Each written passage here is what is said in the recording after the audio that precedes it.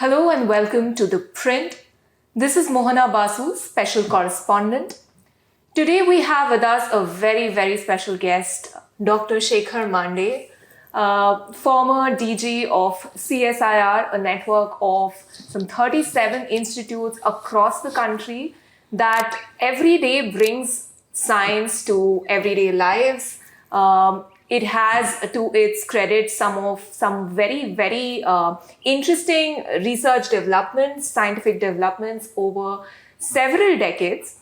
And most importantly, during the last 2 years, it was at the helm of a lot of path-breaking scientific research with regard to COVID and the pandemic.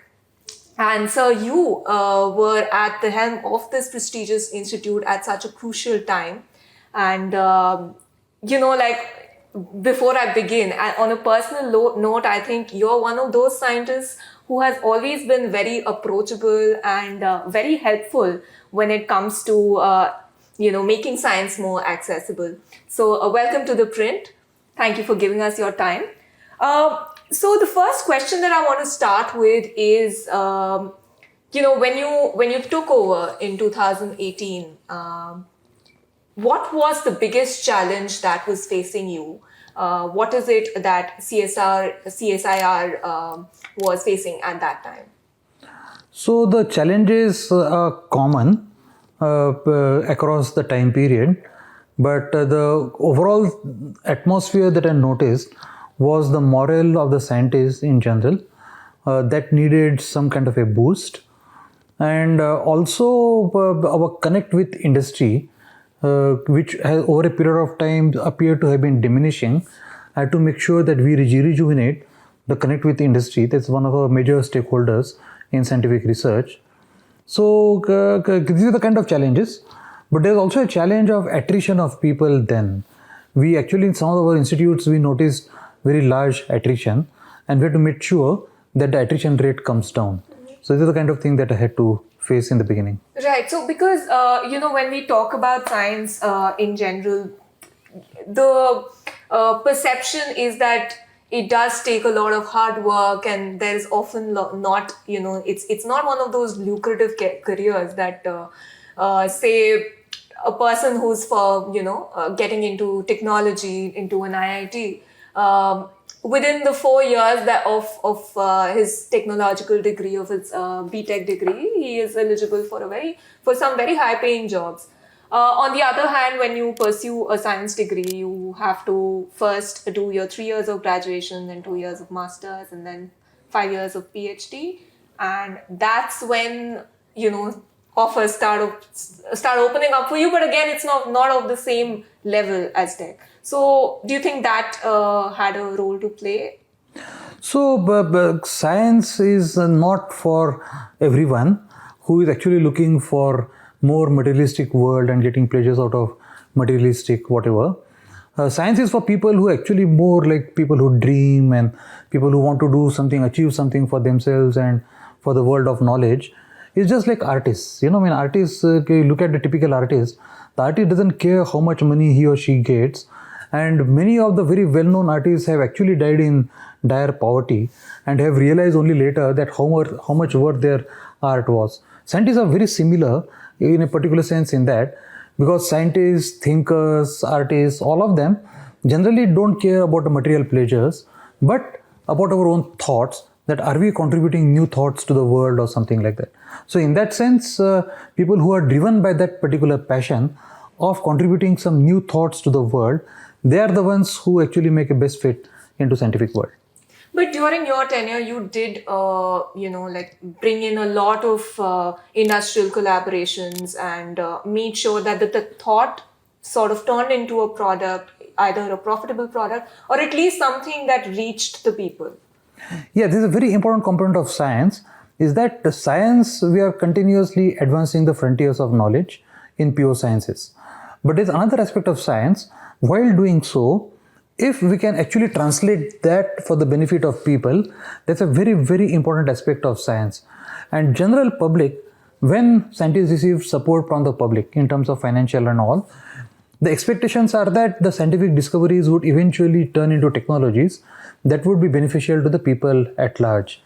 And CSIR being an organization which has an industrial research component in it, one of the major foci of CSIR is also how this world of knowledge gets converted into technologies which can be adapted by industry and implemented in the field. Right.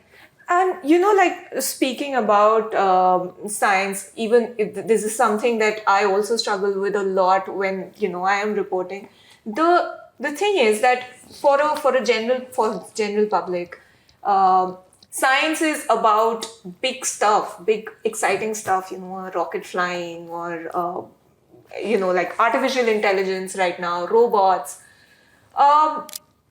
But I think science is a lot more than that, and research has contributed in many more ways. So, can you give us an example of something that was a slow development over time, something that touched our lives and in a very simple way, but made a lot of difference?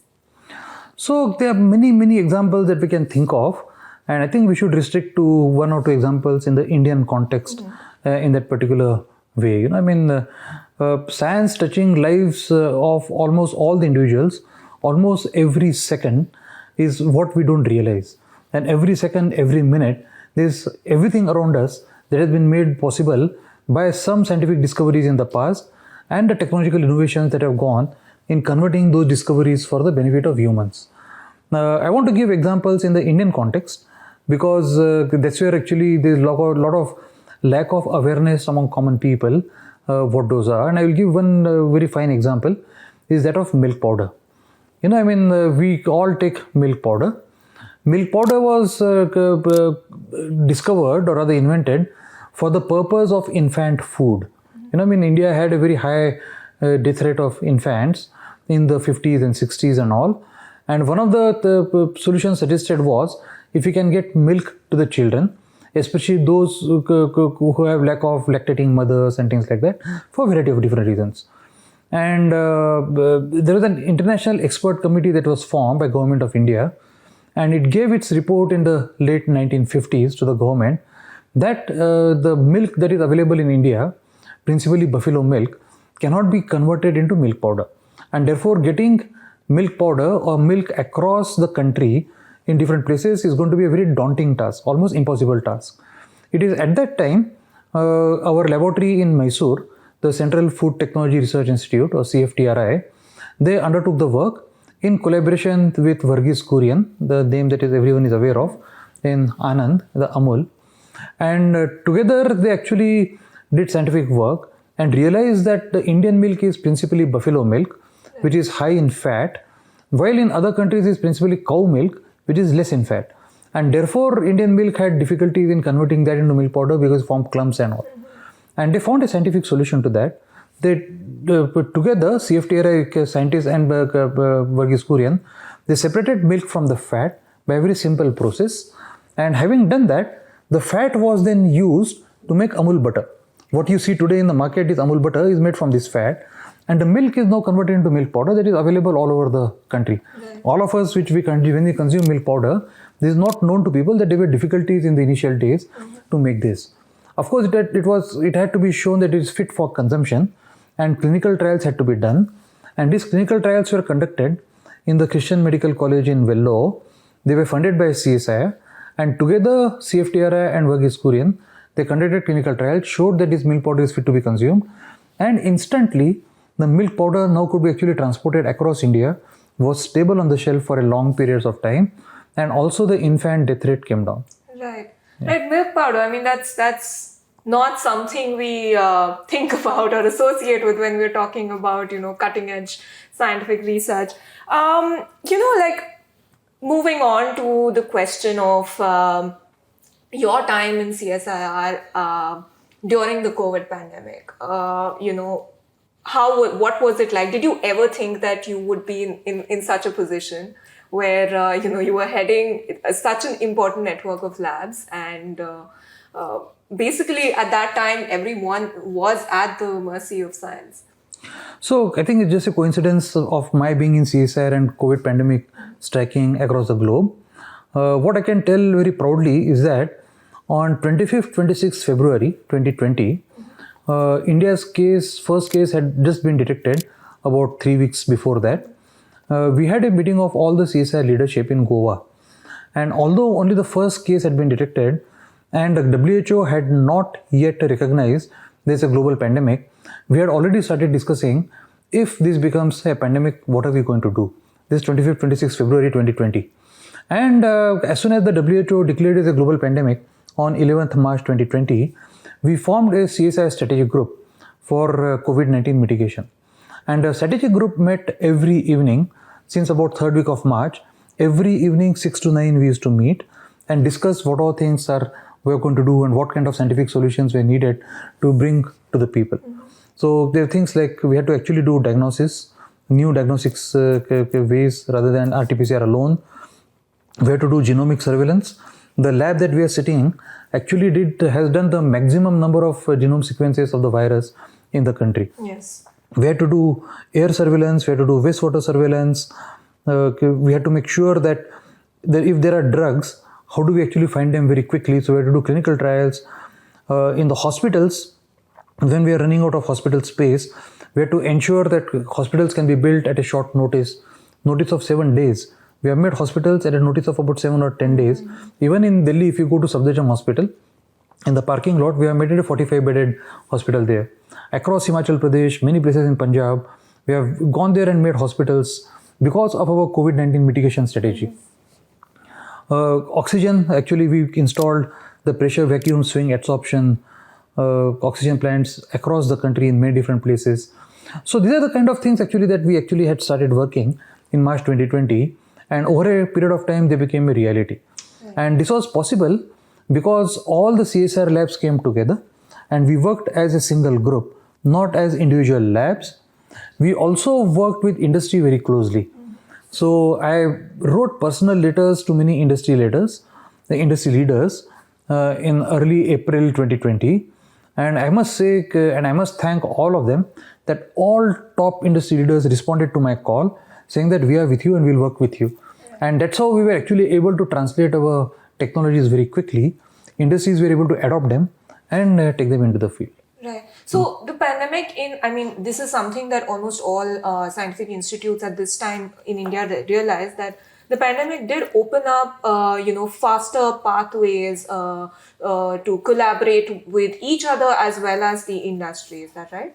In some sense, pandemic made us realize that there is a power of working together, and there is a power in working with industry and everyone, and also with policymakers, regulators, and everyone together.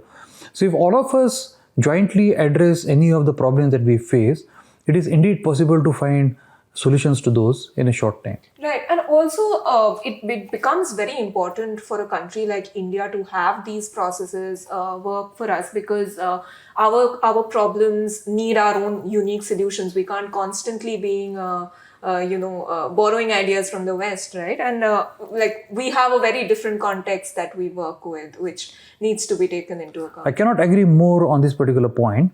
In fact, the many things that were done here, people are probably not even aware, general public, that what people are aware of that Covaxin was made here. Mm-hmm. There's a completely Indian made thing. Mm-hmm. That the inactivated virus was taken from National Institute of Virology, and ICMR jointly with Bharat Biotech together made the Covaxin.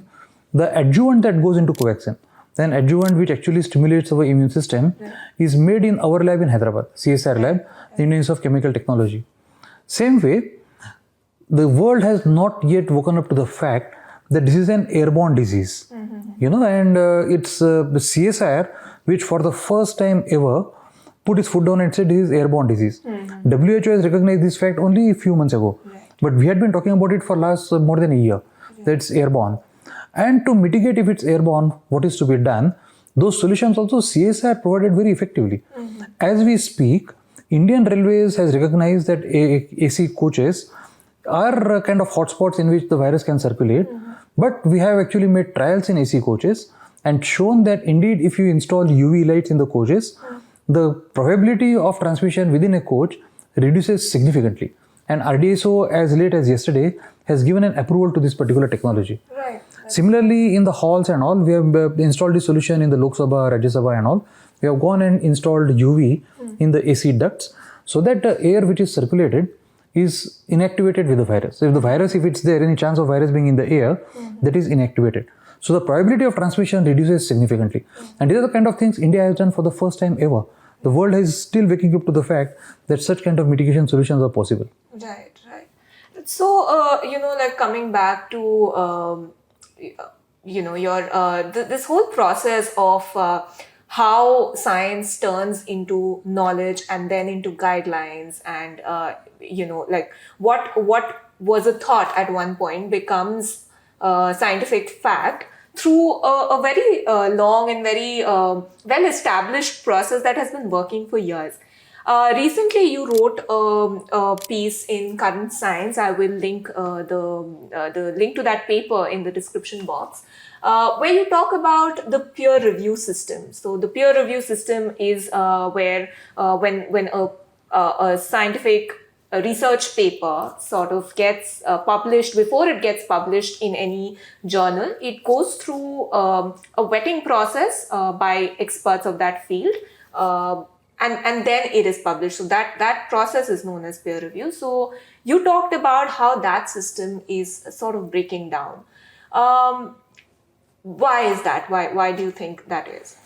The traditional ways of advancing knowledge for several centuries have been such that learned people get together, they debate about the known current facts, and then if somebody has some new advance to be proposed, that is debated in a fraternity of very well-known people. Now we have great examples of those in the Indian context. We had universities like Nalanda, Vikramshila, Takshila and all. They were all great learning centers. And where people would gather, the learned people would gather, they would debate and then accept any particular advance. And that's how always knowledge has advanced through ages, something like this. However, in the last about 100 years or so, this has significantly shifted towards a form of print publications in which a particular person, having discovered something new, wants to announce the discovery to the public by sending a written article to a journal. Journal has either one or a set of editors, and out of which one editor would take a decision on this, and it would be reviewed by 2 or 3 peer reviews. So what used to be debates among many learned people together is now reduced to opinions of only 1 or 2 people. And as we know that human opinions are always subject to some sort of subjective opinions. They're not very objective at times, especially when the new thoughts are coming from locations which are not known to many people around the world or something like that. And then it becomes that how can a place that I even don't know propose a new thought or something like that. So in that sense, the peer review system is broken, but the complete breakdown has happened because of the latest surge in online publishing, author pays model, where actually authors pay a journal to publish their work. And then we have seen even the best of the journals, including journals like Lancet, have made some huge errors of judgment in publishing something which actually was not rational. So you're talking about the Mehra, correct. The Mehra paper. And that particular paper would not have passed into a peer review system in any other journal. But what were the arguments for accepting that by a journal like Lancet in the background, we don't know. All the credit to Lancet is that they retracted once the pressure mounted on them that they have to retract it. But as you see, many very visible journals in the world today are continuously retracting papers which have been published in the past because they realize that the paper has not been appropriately peer reviewed or something like that. So that's the opinion that I have expressed there, that it requires revisiting the peer review system in scientific publishing, and it's not publishing alone. Of acceptance of new thoughts in science does require actually a revisit to that particular process. Right. So, do you think, like during the pandemic, we also saw a lot of these repositories that are not peer reviewed becoming very popular. So what do you think about that trend where, scientists, they themselves publish something online and it's not peer reviewed, but they do accept, like they're basically publishing it so that they can hear from other scientists what they think. So what do you think of that ecosystem? So in a sense, some of the repositories that we are talking of, like archives or mid archives or by archives, they are very clear where they give a statement disowning the fact that it is not peer reviewed. So anyone can send anything to an archive, and as long as it's not peer reviewed, it will not be accepted, that view will not be accepted. So it's up to the popular press to make sure that when you quote those articles, saying that this is not peer reviewed yet, therefore it has not been subjected to a very rigorous review process before acceptance of that particular fact. But there are many other repositories that people have published online and things like that, and those would be a matter of concern because they have not been accepted by a larger body of scientists. So I would say that unless the larger body of scientists accept those, then it would be a matter of concern. But I will tell you a very interesting incident that mathematicians follow a different protocol altogether. And some years ago, there are very famous 7 problems that have been studied by mathematicians, and solution to each problem can get $1 million prize. And there's one of the things called Poincare conjecture that one Russian scientist actually published. He chose not to publish it. He put the proof on his website and said, I don't want $1 million. And the proof was very elegant, and eventually the mathematics world came to accept that particular proof. So there are both ways of this particular fact, but as long as you make the knowledge public, and as long as it's acceptable to a larger body of scientists, we can say that knowledge has advanced by that particular. Right. So right now, what do you think is the most exciting field of science in India? I mean, for someone who is probably getting out of school right now, what is the most fun thing that is happening in the field of science? I think it would be difficult to point out 1 or 2 fields of science which are fun things. Almost every field is a fun field. All that it requires is a curious mind, and a curiosity eventually drives human innovations. That if you want to understand the world around us, the materialistic world, or how we behave, or our health issue itself, or the environment, or the materials that we use, all of these are very, very exciting areas where we are actually seeing a lot of development. Because the world of knowledge has traveled thus far for centuries, and there has been literally an explosion of information in the recent years about almost every field. The new interesting areas that have emerged in the last few years are things like big data and analytics and all those things, where an answer that I'm looking for a question, clues of that answer might already exist in the very scattered literature which is there. And many people are trying to see how to exploit that scattered literature and address the answer that I'm looking for a particular question or something like that. So these are the kind of exciting things that are coming up. Right. Since I have you here, there was some concern about CSIR's, dispersal of funds when it comes to the PhD candidates, where a lot of candidates were facing issues with, getting their fellowships. So, what was done to address that? I know that there were certain steps taken, but there still seems to be some students who are still saying that they're not getting their funds on time. Yeah, indeed, that's a matter of great embarrassment to me when I was the Director General, that the fellowships were not being disbursed in time to many students across. So we have on date about 8,000 research scholars across the country who are to be paid fellowship on time every month. And the fellowship disbursement process is such that we first collect attendance certificate from the university that is uploaded on CSIR website, and that is checked, and then the student is paid fellowship. That inherently actually there are few steps that are required. They add to the delay. But there have been a lot of legacy cases since actually the process has changed some years ago. A lot of universities and IITs and colleges and all, there are certain legacy cases that were carried forward. And that led to a huge embarrassment for CSIR for not having been able to disburse fellowships in time.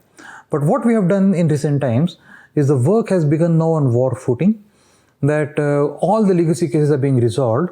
And I expect to see that by something like September or October, most of the legacy cases would have been solved. And I hope that beyond that, the fellowship disbursement would be on time. Right. So, before we close this interview, I just want to know from you, what do you think is the next big challenge for, whoever comes and takes up the responsibility of heading CSIR. What do you think is the challenge that needs to be addressed first? I think the real challenge that all of us are staring at globally are things like changes in environment and climate change, rising temperatures, and the thing that we have actually not been able to put in practice, the circular thing, that everything that goes into making a particular product and the byproduct of those have to be recycled and used once again in something, so that we put the least pressure on the environment. All of these are actually going to be huge challenges globally. And I think that the climate change is a real threat to the world, much more than the pandemic. And the coming generation of scientists and the science leadership must start acting expeditiously on all the matters related to those. That's what. Right.